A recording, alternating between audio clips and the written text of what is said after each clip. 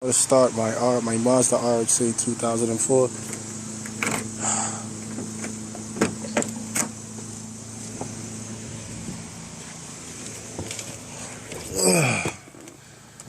No lights come on, no noise, no nothing.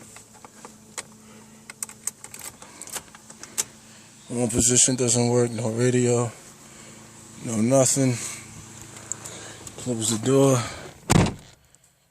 Battery is fresh.